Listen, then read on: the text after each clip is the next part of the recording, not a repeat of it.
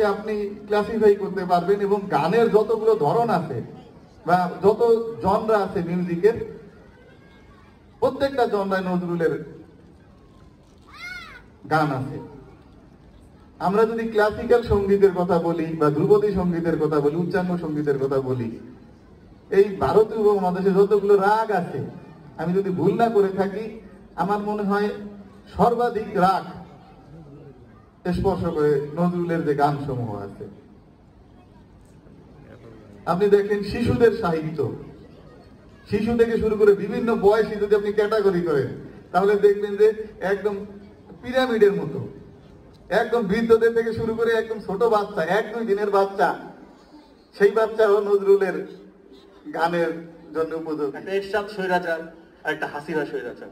এই সময় অসংখ্য কবি সাহিত্যিক তাবেদারি করেছেন, শাসকদের তাবেদারি করেছেন, তাদের সমস্ত জুলুম অত্যাচারকে নীরবে সহ্য করেছেন এবং তাদের পক্ষে জনমত ক্রিয়েট করেছেন। এটা হয়েছে কেন?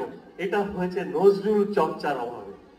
আমরা যদি, এই জাতি যদি ঠিক মতো নজরুল চর্চা করত এবং এই দেশের শিল্প সাহিত্যিকরা যদি নজরুলে বারবার ফিরে আসতো, তাদের ওদের লজ্জা করত, ওদের লজ্জা হতো যে শাসকদের তাবেদারি করতে, ফ্যাসিস্টদের তাবেদারি করতে। তাহলে হতো কি, এই যে বারবার আমাদেরকে প্রাণ দিতে হয়, আমরা 90 আমাদের গণ-অভ্যুত্থানের সময় প্রাণ দিতে হয়েছে, 24 গণ-অভ্যুত্থানে আমাদের সন্তানরা প্রাণ, কেন বারবার প্রাণ দিতে হবে? একটা দেশ স্বাধীন হয়েছে, এখনো এই দেশে বারবার অধিকার আদায়ের জন্য, বাক স্বাধীনতার জন্য, মানে কমন, মানে বেসিক অধিকারের জন্য মানুষকে বারবার রাজপথে নামতে হয় এবং প্রাণ দিতে হয়। কি দেশ আমরা অর্জন করলাম তাহলে রক্তের বিনিময়ে?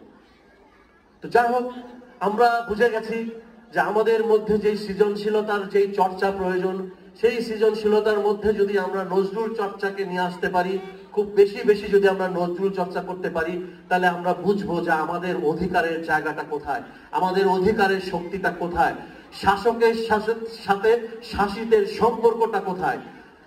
তো যত বেশি আমরা এই অধিকার সচেতন হয়ে উঠবো, তত বেশি শাসকরা তটস্থ থাকবে। যেভাবে ব্রিটিশ শাসকরা তটস্থ ছিল, যেভাবে পাকিস্তানি শাসকরা তটস্থ ছিল, যেভাবে এবার হাসিনাও তটস্থ ছিল।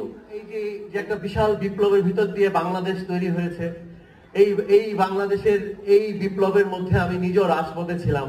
আমি দেখেছি এই তারুণ্যের মধ্যে নজরুল কিভাবে ভীষণভাবে জাগরিত ছিল, ভীষণভাবে উপস্থিত ছিলেন নজরুল। বাংলাদেশে যারা এই আন্দোলনে যারা নেতৃত্ব দিয়েছিলেন, তাদের মধ্যে যারা নেতৃস্থানীয়, আমি দেখেছি তারা মাইক নিয়ে একটা রিক্সার উপরে উঠে যে গান গাইছিল, সেই গানটা ছিল চল চল চল ঊর্ধ্বে গগনে বাজে মদন।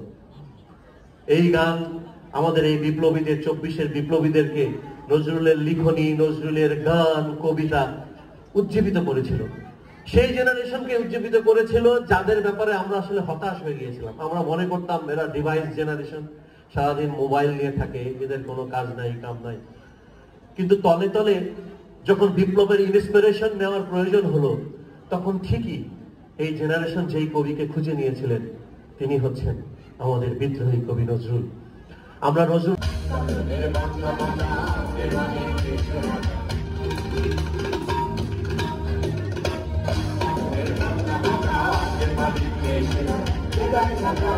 Thank you.